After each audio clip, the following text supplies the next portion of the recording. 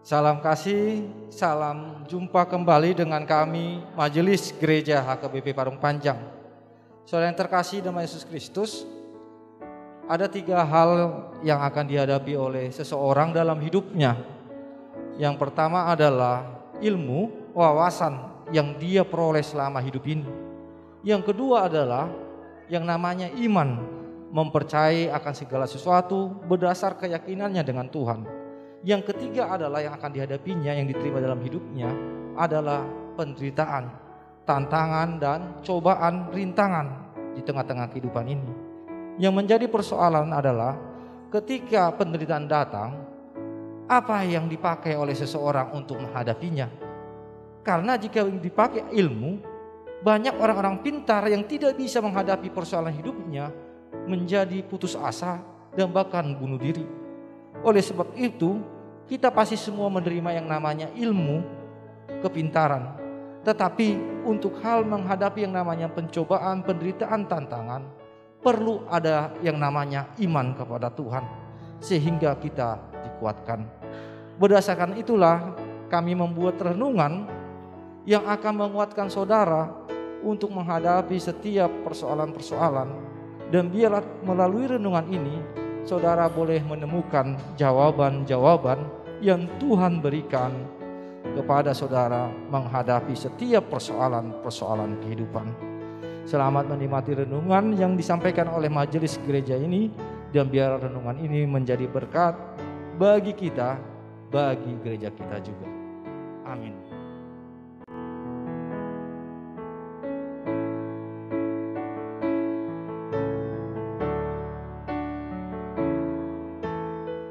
Selamat pagi, salam kasih. Kita bertemu kembali dalam kasih Tuhan yang menyapa kita melalui firman-Nya agar kita boleh dikuatkan untuk menjalani aktivitas kita pagi hari ini.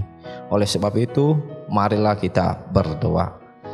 Terima kasih Tuhan atas anugerah pagi yang baru yang Tuhan berikan, yang boleh kami rasakan, dan kami boleh bersyukur melalui firman Tuhan yang bersama-sama kami boleh mempelajarinya. Dan firman Tuhan inilah yang menguatkan kami, menuntun kami, menjalani setiap kehidupan kami.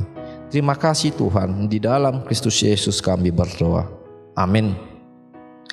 Saudara yang terkasih, firman Tuhan yang menyapa kita pada pagi hari ini tertulis dalam Yohanes 1 ayatnya yang ke-16. Demikianlah firman Tuhan.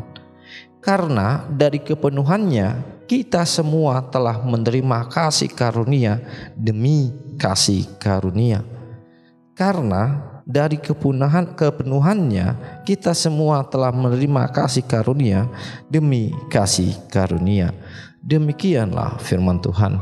Saudara yang terkasih, firman Tuhan yang menyapa kita mengabarkan sukacita yang luar biasa, di mana orang yang percaya kepada Tuhan Yesus mendapatkan yang namanya kepenuhan kasih. Apa itu? Kasih karunia. Kata kasih karunia di dalam Yohanes muncul 3 kali. Di dalam pasal yang pertama ayat yang 14, ayat yang ke-12 dan ayat yang ke-16. Di mana selanjutnya tidak muncul lagi kata kasih karunia, tetapi dijelaskan oleh Yohanes di dalam seluruh kitab bahwa kehidupan dimulai dengan yang namanya kasih karunia. Sekarang timbul yang menjadi pertanyaan, apa itu kasih karunia? Kasih karunia yang pertama adalah pemberian yang sangat berharga atau yang sangat mulia. Sesuatu yang datang yang kepada kita yang diberikan menjadi suatu hal yang sangat berharga, yaitu Yohanes mengatakan kasih karunia itu yang pertama adalah pengorbanan Yesus Kristus. Yang kedua, kasih karunia ini adalah yang dari yang lebih tinggi. Pemberian ini, kasih karunia itu diberikan dari yang lebih tinggi, yaitu Allah, kepada yang lebih rendah, yaitu manusia.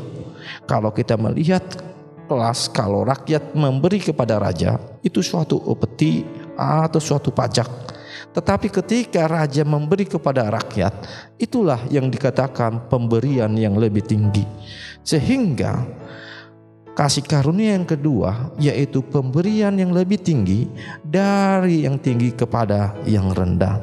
Yang ketiga, kasih karunia itu adalah penerima tidak layak menerima, atau dengan kata lain tidak memenuhi syarat, tidak memenuhi kriteria untuk menerimanya.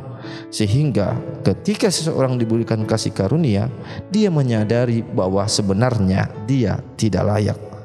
Yang keempat, pemberian itu adalah cuma-cuma, tidak ada syarat, tidak ada ketentuan, tetapi diberikan secara cuma-cuma kepada yang menerimanya. Oleh sebab itu, dari 4 hal ini kita dapat memahami bahwa kasih karunia adalah suatu hal yang luar biasa.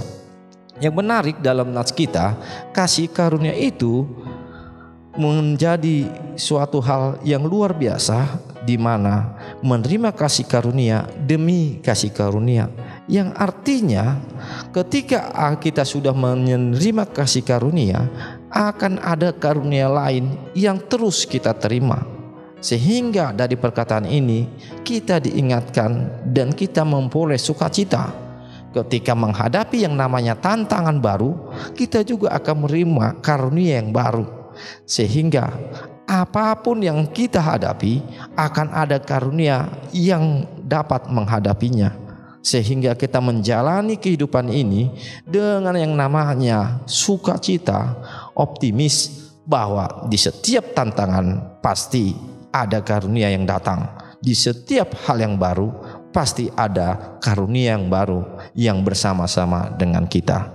Sehingga marilah kita menjalani aktivitas kita yang penuh dengan tantangan-tantangan yang beragam, dan ingatlah karunia demi karunia akan hadir untuk menghadapi setiap tantangan yang dihadapi oleh orang percaya. Amin. Kita berdoa. Terima kasih Tuhan atas karunia Tuhan, anugerah Tuhan yang hadir di tengah-tengah kehidupan kami, dan kami menyadari bahwa kasih karunia itu yang selalu bersama-sama dengan kami, yang selalu menuntun kami untuk menghadapi segala sesuatu yang ada di hadapan kami. Terima kasih Tuhan. Di dalam Kristus Yesus kami berdoa. Amin.